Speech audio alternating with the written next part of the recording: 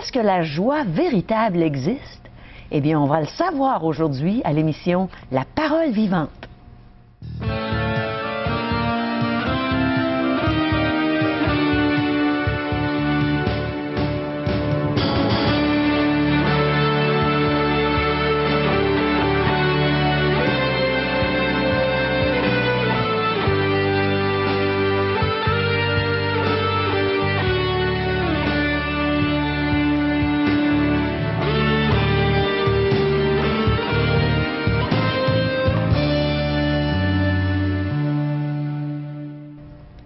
Bonjour, chers amis, et bienvenue à l'émission La Parole vivante. Aujourd'hui, le pasteur Régent Joly va nous entretenir sur quelque chose qui est une denrée rare aujourd'hui, la vraie joie.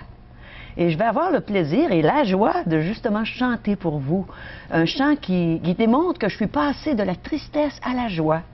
Et on va entendre tout un témoignage, alors il ne faut pas manquer un seul instant de cette émission. Et n'oubliez pas, on veut entendre vos questions, vos commentaires, alors téléphonez-nous à 1-877-l'Espoir, 1-877-537-7647 ou visitez notre site web espoir.ca. Alors, Régent est toujours avec nous. Régent, tu es toujours fidèle au poste. Quelle joie de partager avec toi aujourd'hui. Bien, justement, les gens sont à la recherche de la joie. Qu'est-ce qui me fait dire ça? Bien, chaque village essaie de s'attrouper et de se regrouper autour d'un objet quelconque. Festival de la patate. On va se regrouper autour de la patate, hein? Puis on va festoyer. On veut s'éclater de joie. On veut fêter. Hein? D'autres, ce sera le festival du gibier, le festival du maïs, puis bien, il y a tellement de festivals aujourd'hui. Hein? Oui. Pourquoi? Parce que les gens veulent. Ils cherchent une occasion de fêter, d'éclater de joie, parce qu'on ne connaît pas la véritable joie. Pourtant, Dieu en parle. Imaginez, ce Dieu nous parle de la véritable joie et il la met à la portée de chacun d'entre nous. C'est extraordinaire. À nous de la saisir. Moi, je l'ai saisi, cette joie-là, il y a 30 ans. Et j'invite les téléspectateurs à faire de même pendant la prochaine émission, pendant les prochaines minutes, à saisir cette joie véritable. Vous savez, j'ai déjà habité sur la rue Lajoie et je ne connaissais pas la joie. Alors, on va tous habiter un jour sur la rue Lajoie, ensemble, si vous voulez, mais ça dépend de ce qu'on va faire, du message que Régent va nous apporter un peu plus tard.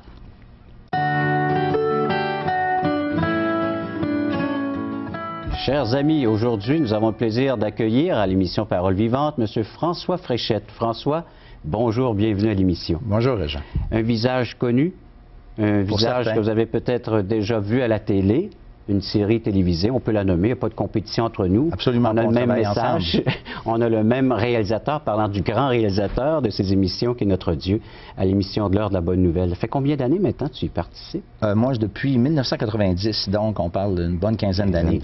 Mais tu es ici pour nous raconter ta rencontre avec le Sauveur, avec Jésus. Ouais. On sait que c'est court, alors je te laisse le temps qu'il faut.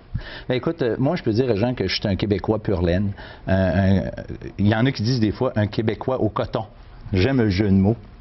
Et puis, j'ai grandi dans une famille très conventionnelle ici au Québec, dans la région de Québec, sur la rive sud, pour être plus précis.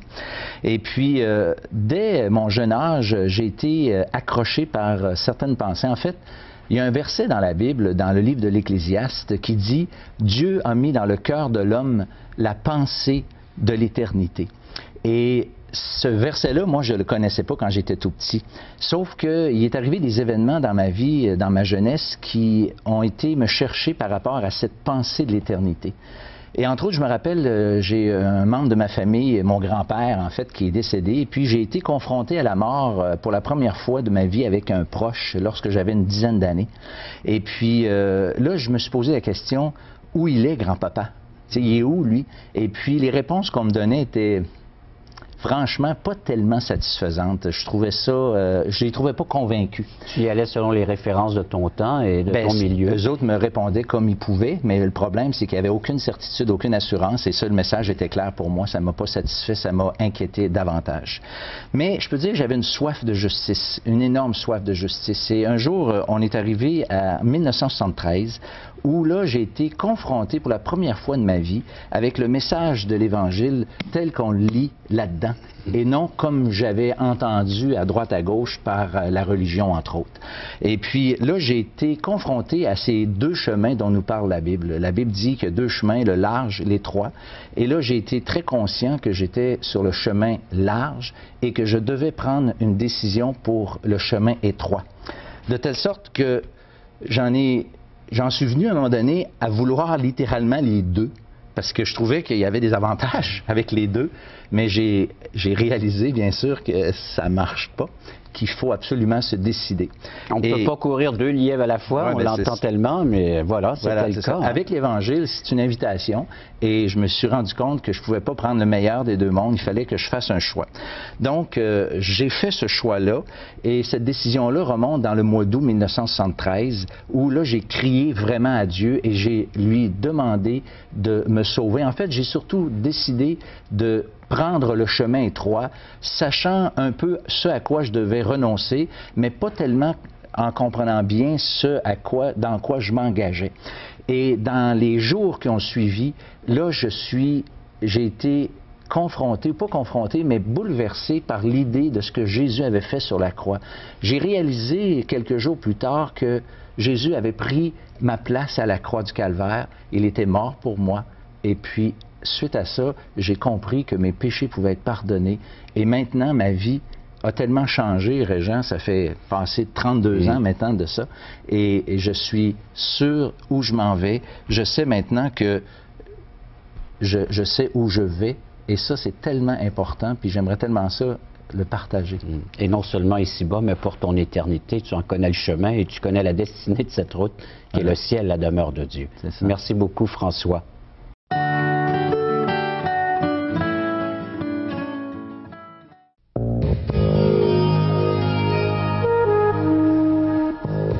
Mes amis, êtes-vous dans la joie aujourd'hui?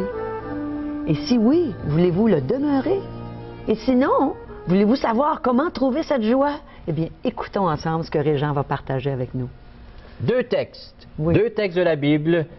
C'est le Seigneur Jésus qui parle dans Jean chapitre 15, verset 11. Il parle à ses disciples, à ceux qui le suivent dans son enseignement et qui se sont mis à son école et à pouvoir expérimenter cette joie.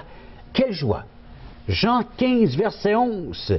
Jésus dit, « Je vous ai dit ces choses, en parlant de son enseignement, afin que ma joie soit en vous et que votre joie soit parfaite. » Est-ce qu'on peut avoir une joie parfaite au 21e siècle, Régent?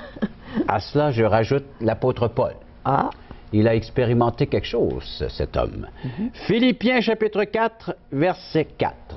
« Réjouissez-vous toujours dans le Seigneur, je le répète, réjouissez-vous. » Oui, mais ça fait 2000 ans qu'il a dit ça, l'apôtre Paul, Régent. Oui, 2000 ans. Jésus qui dit qu'il existe une joie parfaite et l'apôtre Paul qui l'a expérimenté et qui maintenant conseille, exhorte les chrétiens de cette période-là, oui, comme tu dis si bien, il y a 2000 ans, de se réjouir. Mais aujourd'hui, on peut-tu s'approprier ça? Les gens sont à recherche de cette joie. La preuve, c'est qu'ils cherchent continuellement du plaisir.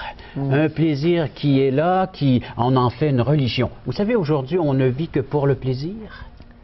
Que d'argent sont mis dans le plaisir. Une génération qui veut faire la fête. On se cherche, alors donc on va se rassembler pour avoir du plaisir. Encore du plaisir, toujours du plaisir. Il y a même une chanson. Hein? Du plaisir, rien que du plaisir. Mais est-ce que le plaisir, c'est la joie, Régent? Est-ce que c'est la même chose? C'est éphémère, le plaisir. Oui. Puis ça coûte cher, le plaisir. Il faut dépenser pour avoir du plaisir. Et peut-être que vous en êtes rendu là, vous. Vous cherchez le plaisir parce que vous ne possédez pas la joie parfaite décrite dans les Saintes Écritures. Et puis, du plaisir. On va fêter avec quoi? Avec quoi voulons-nous fêter? Parlons un peu de notre réalité. Mettons-nous à jour. Peut-être qu'il y a des gens qui ne suivent plus les bulletins de nouvelles, mais on va les mettre à jour présentement. Okay. Alors, fêter avec quoi? Fêter avec une explosion de violence dans notre ville, dans notre quartier, dans notre société. C'est vrai qu'on voit ça aux nouvelles de temps en temps. Fêter avec les gens qui souffrent de plus en plus de solitude, les personnes qui sont isolées. On apprend et on découvre leurs cadavres alors que des mois et des mois, ils étaient décédés. On les découvre pourquoi? personne n'allait les visiter, personne n'allait les voir. C'est la solitude totale. Ouais. Les gens souffrent et on cherche du plaisir, on veut s'amuser. C'est difficile de dire à ces gens-là qu'ils peuvent trouver la joie. Oui, des crises. Ouais. Qui ne vit pas de crise? Crise dans un couple, crise familiale, crise au travail, à l'emploi. Oui. Les fermetures d'usines, la main-d'œuvre, alors le chômage, on est en crise. Oui. Et puis l'inflation, les coûts d'essence, hein, c'est une flambée.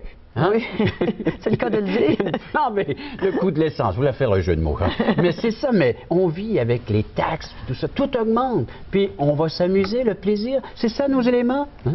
Donc, voyez-vous, donc peu importe où est-ce que vous êtes, où est-ce que vous restez, nous vivons dans cette réalité-là. Oui. Je tiens à préciser, c'est la réalité de la vie. Mais connaissons-nous donc les effets d'une joie, la véritable joie, comme un rayon de soleil qui vient nous réchauffer? On est bien, hein? Vous savez, moi, c'est ce que je recherche, là. En une période de l'année, lorsque le soleil est plus présent, je cherche un petit coin sur le patio pour faire mes études, pour faire mon petit déjeuner. Je vais m'installer là. Et c'est ça, une joie. Ça, c'est la véritable joie. La joie de savoir que, oui, je peux être exposé, peu importe, mais j'ai ce petit rayon de soleil-là qui m'éclaire et qui me dit, qui me réchauffe, qui vient me faire du bien. Et la joie réelle, c'est ça. Peu importe dans la situation dans laquelle je me trouve, il y a cette joie qui est présente dans ma vie. Mais Régent, tu sais qu'il y a certains de nos téléspectateurs qui sont sous les nuages depuis longtemps, qui n'ont pas vu de rayon de soleil. Comment est-ce qu'ils peuvent faire pour trouver cette joie? Et c'est sombre dans leur vie, hein? Oui, comment est-ce qu'ils peuvent faire pour trouver la joie est une denrée rare, hein? Oui. Où l'acheter, où se la procurer? Oui. Il y a un texte, Proverbe 15, verset 15. Connaissez-vous ce texte? Dieu dit, Proverbe 15, verset 15, « Un cœur joyeux est un bon remède. Ah. Alors, si nous avions le cœur joyeux, quel remède?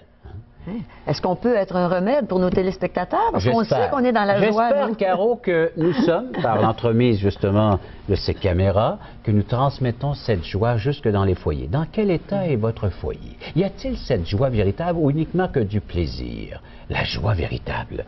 Ah, que d'angoisse, de dépression, éviter du même coup l'alcool, la drogue et mille et une choses qui seraient évitées si la joie habitait dans nos demeures, dans nos maisons et dans nos vies, dans nos cœurs. Exactement. Cette joie, oui, comme je vous le disais, une denrée rare. Elle ne se vend pas chez le pharmacien. Vous ne pouvez pas aller à la pharmacie et dire « J'aimerais avoir une petite pilule qui pourrait m'apporter la joie. » Elle n'existe pas encore, chers amis. Mais il y a mieux que ça, mieux que la pilule. Et puis donc, on ne peut pas aller, comme je vous disais, vous savez, que ce soit la personne qui scrute les astres, qui... les lignes de la main, elle-même, elle est angoissée, elle-même, elle est perturbée, elle-même ne possède pas la joie. Que ce soit le savant, le scientifique, lui aussi peut être perturbé et ne pas posséder cette véritable joie. La mère de famille, le père à l'ouvrage, les enfants qui vont à l'école, cette joie, elle est disponible pour quiconque veut bien l'accueillir, la recevoir. Oui. Elle est à la portée de tous. Alors, n'ayant pas cette joie, on se tourne vers le rire. Et les gens apprennent à rire. Il y a des écoles de rire. Il y a des écoles pour dire que le rire, puis on voit ça à la télévision, comme des émissions comme celle-ci. J'ai vu ça dans un reportage. Et on va aller suivre un cours de rire et ça va nous faire du bien rire. Ah. Mais d'une façon, il va falloir rire alors comme remède. Vous savez qu'est-ce que Beaumarchais a dit? C'est un auteur dramatique français des années 1700 à qui nous devons Le Barbier de Séville, Le mariage de Figaro, et qui a eu ces mots, des mots sages. Il dit « Je m'efforce de rire de tout, de peur d'être obligé d'en pleurer. » Alors, il réalisait que tout était tragique autour de lui. Exact. Même il y a c'est si forcé, longtemps. hein? À la limite, le rire peut être une drogue, car il existe toutes sortes de rires. Le rire nerveux, qui n'est pas un signe de joie. Il y a ce rire vicieux et morbide, qui lui non plus n'est pas un signe de joie. Il y a ces sourires mécaniques, pour la prise de photos. Ouais. Hein? J'ai appris ça jeune. Moi. On me disait, il faut que tu souris parce que... Oui, souris, tu m'inquiètes. Oui. Souris, tu Oui. m'inquiètes. Il y a des inquiétudes, c'est vrai, puis on va se forcer à avoir un sourire sur notre visage. Ouais. Ça se voit sur des photos, Ah, un oui. sourire qui n'est qui Mais vient pas du cœur. heureusement, il y a la joie candide, la joie de l'enfant. Ah, Ça se transmet. Hein? Un enfant qui est là en train de s'amuser ou qui vient vers nous, puis ça se transmet. cette c'est joie. authentique. Oui, c'est ça. Le rire, vous savez, c'est pas systématiquement. On ne peut pas commander un rire. Non. Alors donc, mais la Bible nous dit qu'il est possible d'avoir une véritable joie, d'avoir cette joie profonde. Même les humoristes, qu'on doit payer à gros prix, hein? Oui. Alors essaie de nous transmettre. Qu'est-ce qu'un humoriste? Une définition? C'est une personne qui a pour profession de nous faire rire, de nous faire passer de bons moments. On paie généralement très cher les humoristes. Mais savez-vous que même les humoristes ont leur tristesse dans leur cœur? Oui. Questionnez les humoristes. Mais on entend parfois les entrevues, on entend les intervieweurs qui questionnent ces gens-là, puis ils sont tristes dans l'être profond. Oui, là. exactement. Billy Graham, un évangéliste, qui a dit, dans un de ses livres, il a rapporté ce fait, c'est que il y a une personne qui est allée voir un psychiatre pour lui dire « Docteur, ça ne va vraiment plus. J'aimerais que vous veniez en aide, que vous me veniez en aide parce que j'ai des idées noires. Je broie du noir. Ben vous tombez pile parce que justement, il passe dans notre région le meilleur cirque de toute l'Amérique. Vous pourriez aller vous détendre et voir le cirque. Et entre autres, un clown formidable qui fait rire tout le monde. Ce clown vous détendrait. Allez donc l'entendre, allez le voir s'exprimer, cela vous fera du bien. Docteur, je suis ce clown. Oh là là, quelle triste histoire. Il y en a beaucoup de clowns sur la Terre. Beaucoup de clowns. Est-ce qu'ils peuvent tous trouver la joie, la vraie joie? Oui. Et toi qui es en train de faire le clown à l'ouvrage, à la maison, avec tes copains, avec tes amis, tu essaies de trouver des plaisirs éphémères, des plaisirs qui vont te coûter cher et peut-être même ta vie. Voici le remède. Voici la solution. Vous savez, au milieu du rire, le cœur peut être affligé et la joie peut finir par la détresse. Que faire maintenant? Je vais vous lire un texte qu'on retrouve dans l'Ancien Testament. Un être comme vous et moi qui a découvert la vraie joie. C'est le psaume 32, c'est un roi, le roi David. Il possédait toutes choses. C'était très riche. Très riche. Il dit « Heureux celui à qui la transgression est remise, à qui le péché est pardonné. Heureux l'homme à qui l'Éternel n'impute pas l'iniquité et dans l'esprit duquel il n'y a point de fraude. Tant que je me suis tu, mes os se consumaient, je gémissais toute la journée, car nuit et jour ta main s'apesantissait sur moi. Ma vigueur n'était plus que sécheresse comme celle de l'été. » David, qui avait péché, qui avait commis l'adultère, un meurtre, le mensonge. Vous savez, on en commet un, puis c'est comme une chaîne. On est après lié, on est enchaîné, on est esclave après de ce qu'on regrette même d'avoir fait.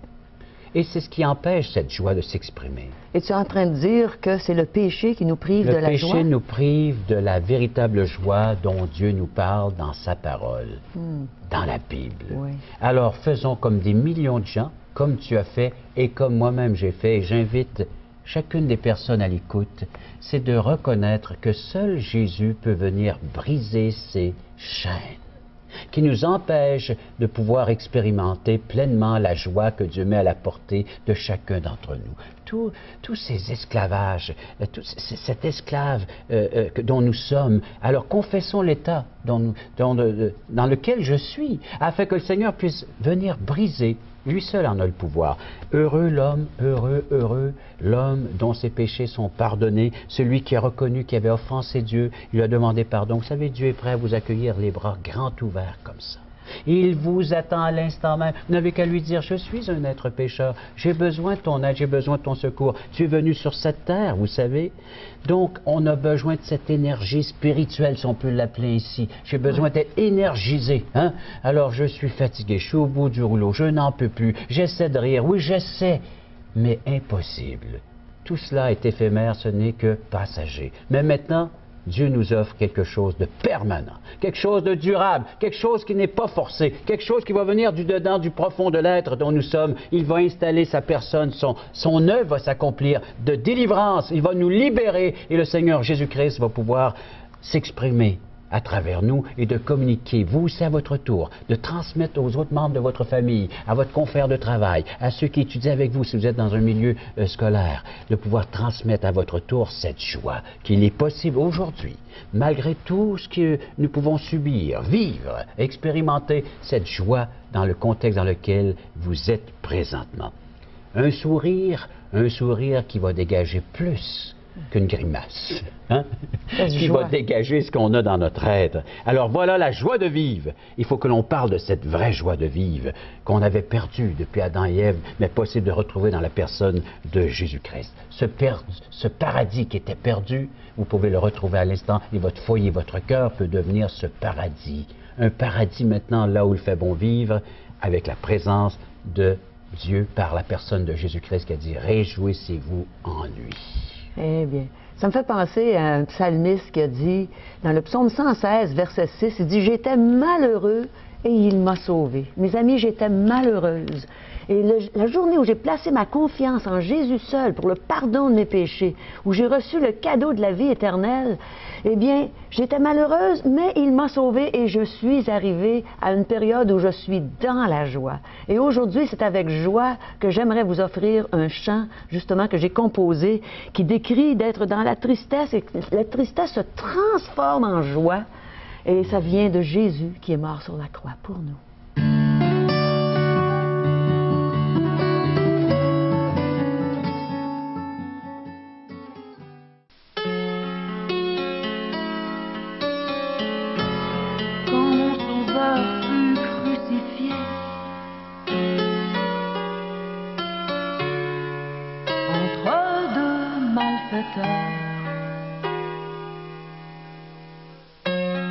L'un d'entre eux a injurié mon tendre et doux Seigneur, mais l'autre qui réalisait que Jésus-Christ n'avait rien fait,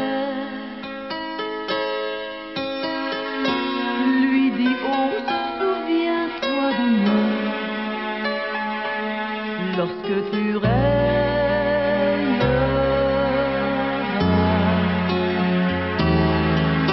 Jésus lui répondit, en vérité, je te le dis, aujourd'hui même tu seras dans le paradis avec moi.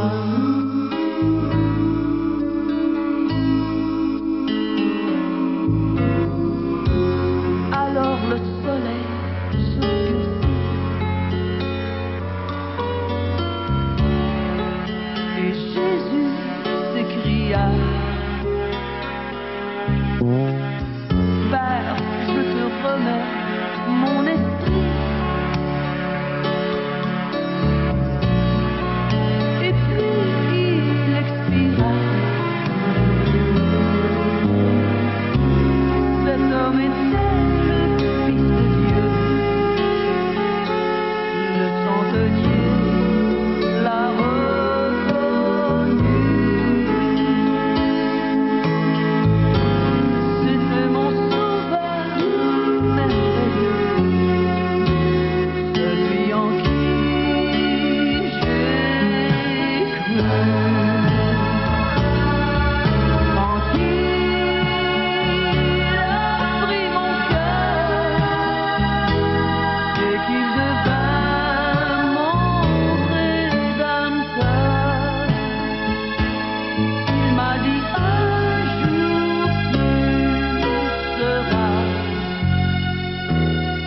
Dans le paradis avec moi.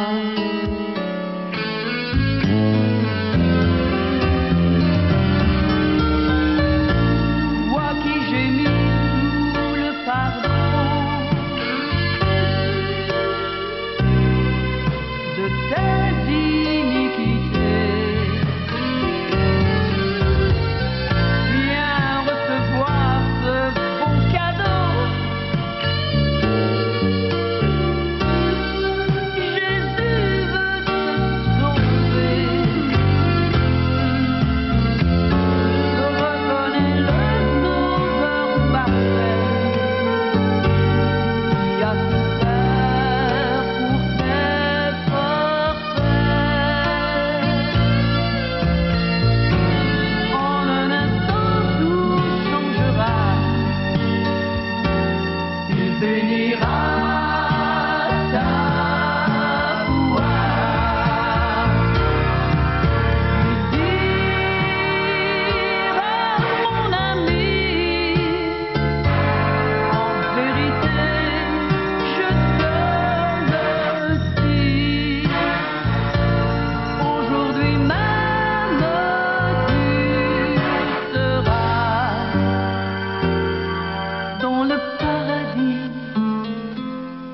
avec moi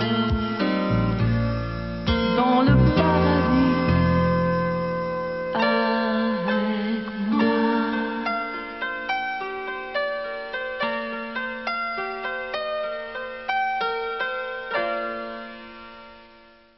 Parole vivante vous invite à participer à l'un des nombreux merveilleux déjeuners de l'espoir. Ces déjeuners ont lieu dans plusieurs restaurants réputés de la région et vous sont offerts gratuitement. Venez entendre le témoignage d'une vie transformée par la puissance de Dieu. Pour connaître les détails concernant l'endroit, la date et l'heure pour votre région, composez le 1-877-537-7647 ou notre site web www.espoir.ca.